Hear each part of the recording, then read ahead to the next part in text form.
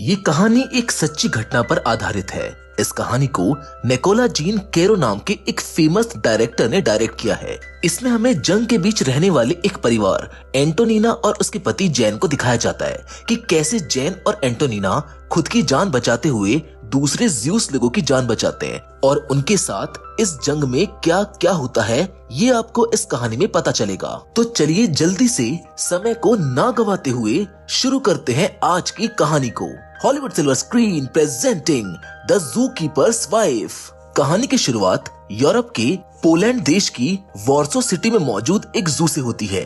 ये जू यूरोप का सबसे बड़ा जू है जिसे एक पति पत्नी जैन और उसकी वाइफ एंटोनिना मिलकर चलाते हैं। जैन की पत्नी एंटोनिना को जू में रहने वाले सारे एनिमल्स से बहुत प्यार था। जैन और एंटोनिना दोनों इसी जू के अंदर रहते हैं। शाम को इनके घर पर एक पार्टी होती है जहाँ पर हैक भी आया हुआ था।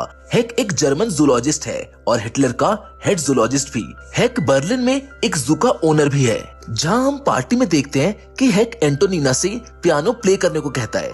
तभी वहां पर एंटोनिना का बेटा भागता हुआ आता है और उसको आकर बताता है कि एक हाथी ने बच्चा दिया है। एंटोनिना भी उसके पास भागकर जाती है। वो देखती है कि हाथी का बच्चा सांस नहीं ले पा रहा था, इसीलिए उसकी माँ बेकाबू हो रही थी। जर्जीक एंटोनिना को उस हाथी के बच्चे के पास जाने से रोक रहा था। जर्जीक इस जू की देखभाल करता है। जर्जीक के रोकने के बाद भी एंटोनिना उस बच्चे के पास जाती है और उसको पंप करने लगती है जिससे उस बच्चे को सांस आने लगता है। ये देखकर एंटोनिना बहुत खुश हो जाती है और बाहर खड़े सभी लोग तालियां बजाने लगते हैं। एंटोनिना का पति जैन इस चीज को देखकर बहुत खुश होता है और वो भी उसकी तारीफ करने लगता है, लेकिन वो उसको यहाँ से कुछ दिनों के लिए अपने कजन के यहाँ जाने को कहता है क्योंकि जर्मनी कभी भी पोलैंड पर अटैक कर सकती है। मैं यहाँ पर कुछ दिन रहकर जानवरों का ख्याल रख लूंगा, जिसके बाद मैं भी तुम्हारे पास ही आ जाऊंगा। ये बात सुनकर एंटोनिना मना कर देती है। जैन के कई बार समझाने पर भी वो नहीं मानती और फिर दिन आता है 1 सितंबर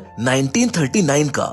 एंटोनिना अपने जू में साइकिलिंग कर रही होती है जब वो आसमान में जर्मनी के प्लेन्स को देखती है। वो भागकर अपने बेटे के पास जाती है और तभी जर्मन प्लेन वहां आकर बॉम्ब से हमला करने लगते हैं। एंटोनिना का पति जैन उस वक्त जू में नहीं होता, इसीलिए एंटोनिना अपना सामान पैक करने लगती है। जैसा कि उसे जैन ने कहा था कि वो कुछ दिनों के लिए अपने कजन के यहाँ चली जाए, इसीलिए वो सामान लेकर बाहर आती है। बाहर आकर वो अपने जू की ओर देखती है जहाँ हर तरफ अफरा तफरी मची हुई थी। बॉम्ब गिरने की वजह से जू के कई जानवर मर चुके थे और कई जानवर शहर की सड़कों पर खुलेआम घूम रहे थे।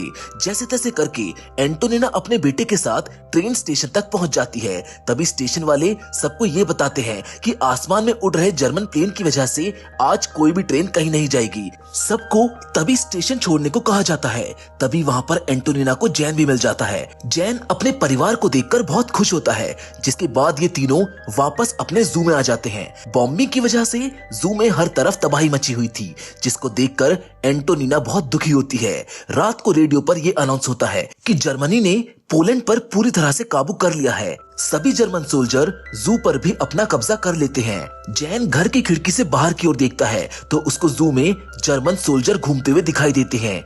अगले दिन वहां पर हैक आता है। वो एंटोनिना से कहता है कि अब तुम्हारा जू पूरी तरह से तबाह हो चुका है। यहाँ के जानवरों को जर्मन सोल्जर अपने खाने के लिए इस्तेमाल कर रहे हैं। ये सुनकर एंटोनिना रोने लगती है, जिस पर हैक उससे कहता है कि मैं इन जानवरों को सही सलामत जर्मनी ले जा सकता हूँ। मैं जंग खत्म होने तक इनको सुरक्षित रखूंगा।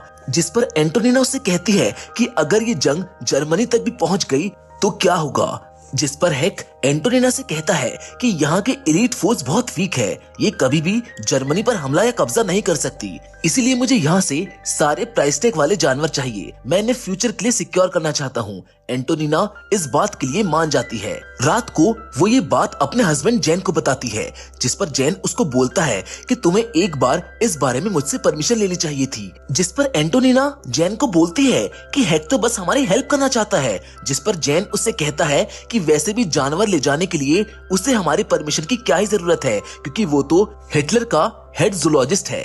अगले दिन हैक एक ट्रक लेकर आता है और उसको जो जो जानवर चाहिए होते हैं वो उनको वहाँ पर ले जाता है। ऐसे ही वक्त बीत जाता है। सर्दियां आ चुकी होती हैं। एंटोनिना अपने बेटे को किताब पढ़कर सुना रही होती है। तभी वहाँ पर हैक कुछ सोल्जर्स के साथ आता है और जू में बचे बाकी जानवरों को गोली मारने लगता है। ये देखकर एंटोनिना को बहुत बुरा लगता है। जर्जीक हैक को रोकने की कोशिश करता है, जिस पर हैक उसको बताता है कि ये जानवर ठंड में सरवाइव नहीं कर पाएंगे, इसीलिए हाई कमांड से इन्हें मारने का ऑर्डर आया है। हैक जर्जीक से एंटोनिना के बारे में भी पूछता है कि वो कहाँ है। जर्जीक उसको झूठ बोलते हुए कहता है कि वो अपने परिवार के साथ छुट्टियों पर गई है, लेकिन हैक को भी पता था कि एंटोनिना यहीं पर है, लेकिन फिर भी वो यहाँ से चला जाता है। इसी तरह से वक्त और बीत जाता है और समय आता है अक्टूबर 1940 का।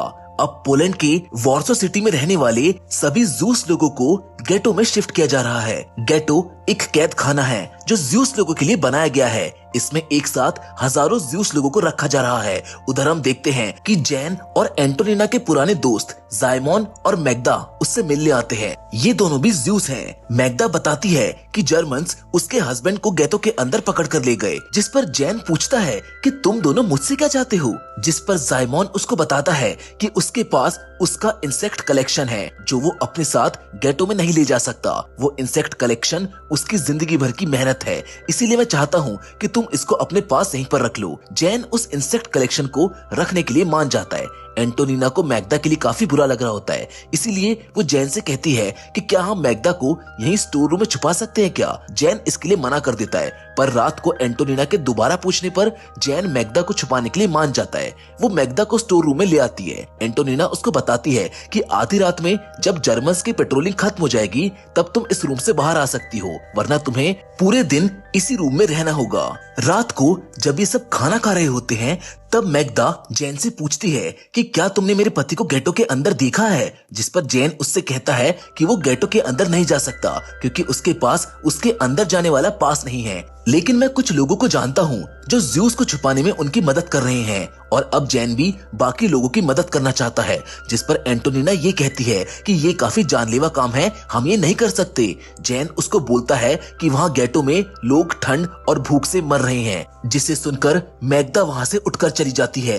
रात को जैन आखिर एंटोनिना को मदद करने के लिए मना ही लेता है, जिसके अगले दिन वो दोनों हैक के पास जाते हैं और उसको कहते हैं कि वो अब एक पिग फार्म खोलना चाहते हैं। ये बात सुनकर हैक हंसने लगता है। एंटोनिना उससे कहती है कि इससे तुम्हारे सोल्जर्स को उन पिग का मांस खाने को मिलेगा, जिस पर हैक उनसे पूछता है कि तुम उन पिग्स को क्या खिलाओगे। एंटोनिना उसको बताती है कि वो गेटो से बचा हुआ वेस्ट गार्बेज उठा लाएंगे और उनको वो खिलाएंगे। ये आइडिया हैक को काफी अच्छा लगता है। वो अगले ही दिन बहुत सारे पिग्स को इन दोनों के जू में छोड़ देता है, पर असल में ये तो जैन के प्लान का एक हिस्सा था। उसे तो इन पिग्स के जरिए गेटो में घुसना है। अगले दिन जैन गार्बेज लेने के लिए गेटो में चला जाता है। जर्मन ऑफिसर उसका पास देखकर उसको अंदर आने देते हैं। वहाँ पर वो देखता है कि कुछ जर्मन सोल्जर्स एक ज्यूस और एक छोटी बच्ची के साथ जबरदस्ती कर रहे हैं। वो सोल्जर्स उस लड़की को अंदर की ओर ले जाते हैं, जिसको देखकर जैन दुखी हो जाता है। जिसके बाद जैन अंदर जाकर मैग्दा के पति से भी मिलता है।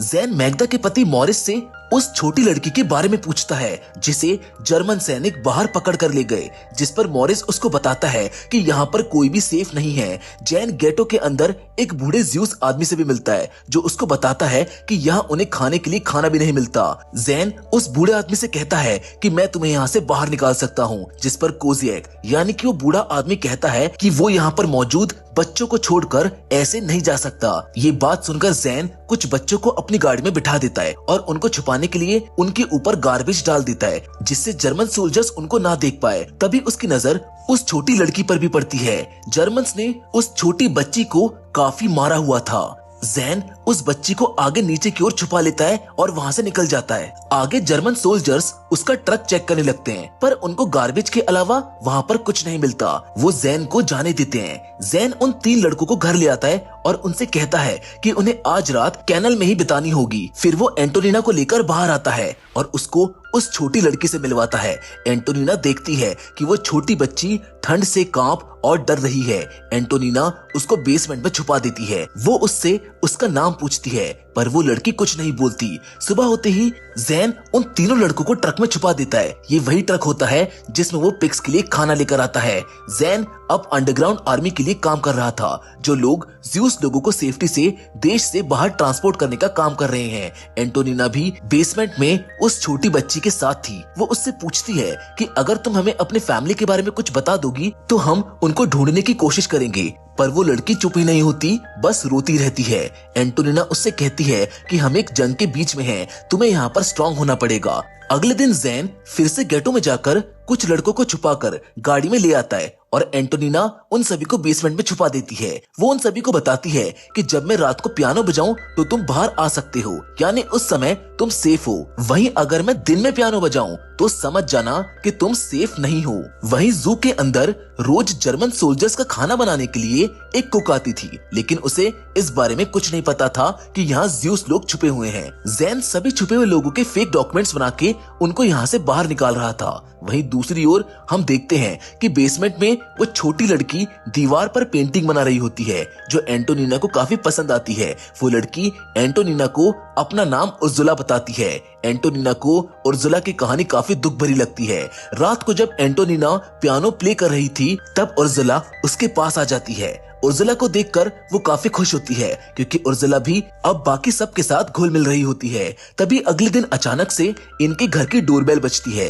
इन्हें लगता है कि शायद जर्मन सैनिक आ गए हैं, इसीलिए एंटोनिना पियानो प्ले करती है, जिससे सभी को पता चल जाता है कि जर्मन्स आ गए हैं और वो सभी जाकर छुप जाते हैं। जैन जाकर दरवाजा खोलता है, जहाँ पर उससे मिलने गेटो से एक जिगलर नाम का आदमी आता है। वो जैन को बताता है कि वो गेटो लेबर ब्यूरो से बग्स का कलेक्शन देखने आया है। वो बताता है कि अल्सर की वजह से जायमन की मौत हो गई, जिसके साथ वो जैन से ये भी रिक्वेस्ट करता है कि वो गेटो से ज़्यूस लोगों को निकालने में उसकी मदद करे, क्योंकि गेटो में 2 दरवाजे हैं और मैं वहाँ पर तुम्हारे काम करने के पेपर्स बनवा सकता हूँ। जिगलर जैन के लेबर ब्यूरो के पेपर्स बनवा देता है। अगले ही दिन जैन मैग्दा के पति मॉरिस को गेटो से बाहर ले आता है। घर पर मैग्दा मॉरिस को देखकर खुशी से रो पड़ती है।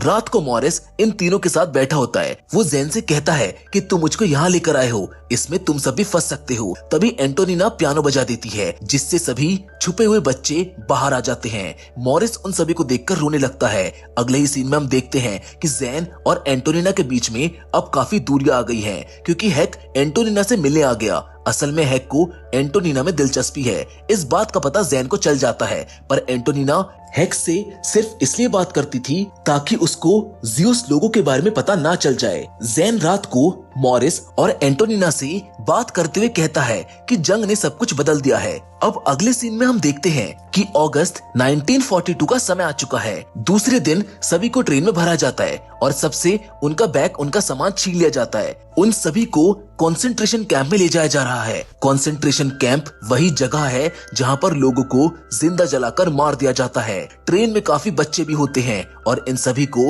ये कंसंट्रेशन कैंप ले जा रहे हैं। वहां पर जैन आ जाता है, जो उन बच्चों को देखकर काफी दुखी होता है, क्योंकि वो उनके लिए कुछ नहीं कर सकता था। जिसके बाद हम देखते हैं कि एक दिन हैक जू में आता है और वो एंटोनिना को छूने की कोशिश करता है और तभी वहां पर जैन भी आ जाता है, लेकिन हैक उसका मजाक उड़ा देता है।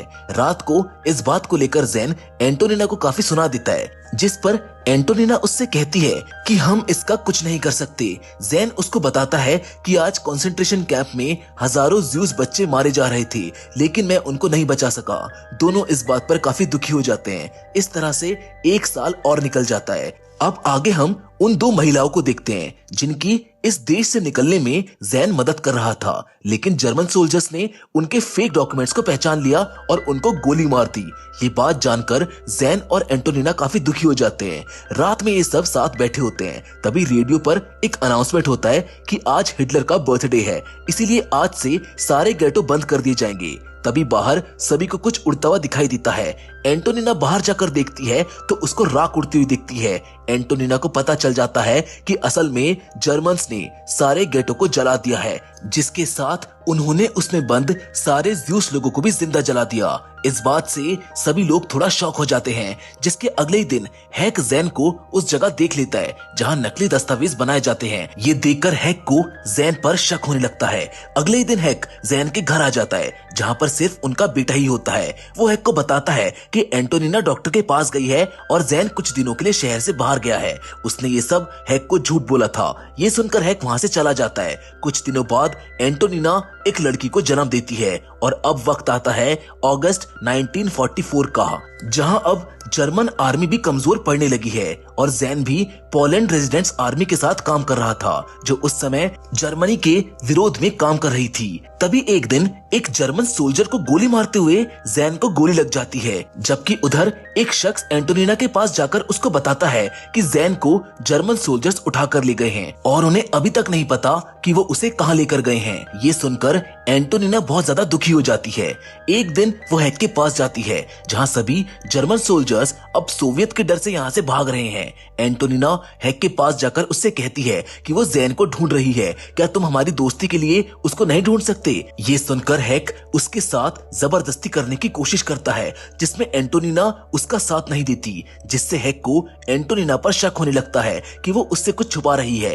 हैक तभी जू को चेक करने के लिए निकल जाता है। एंटोनिना भी जल्द से जल्द जू में आ जाती है और वहां मौजूद सभी ज्यूस लोगों को एक ट्रक में बैठाकर वहां से भेज देती है। घर पर अब सिर्फ उसका बेटा बचा था, वो उसे बेसमेंट में लॉक कर देती है और तभी हैक भी वहां पर सोल्जर्स के साथ पहुंच जाता है। वो सीधा वहां के बेसमेंट में जाता है, जहां उसको दीवार पर उर्जुला की पेंटिंग बनी हुई मिलती है, जिससे वो समझ जाता है कि यहाँ पर ज्यूस लोग छुपे हुए थे।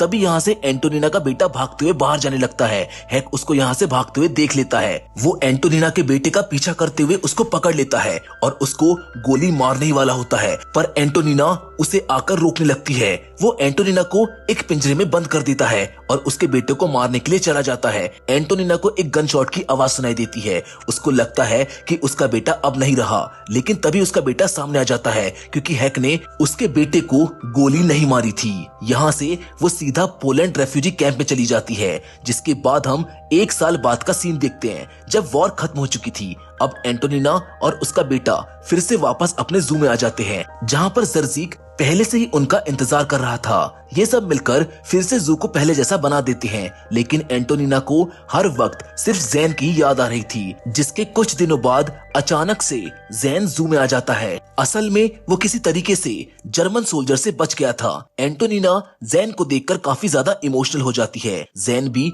अपने परिवार को देखकर काफी इमोशनल हो जाता है और ये सभी लोग आपस में मिलकर रोने लगते हैं, जिसके साथ ये कहानी भी यहीं पर खत्म हो जाती है। ये कहानी सच्ची घटना पर आधारित है, जिसमें जैन और एंटोनिना ने न जाने कितने लोगों की जान बचाई। जैन और एंटोनिना के इसी जज्बे को सलाम करते हुए हम आज की वीडियो को यहीं पर खत्म करते हैं, लेकिन हमेशा की तरह हम फिर से जरूर मिलेंगे, और वो भी एक और नई इंटरेस्टिंग कहानी के साथ। लेकिन तब तक के लिए धन्यवाद।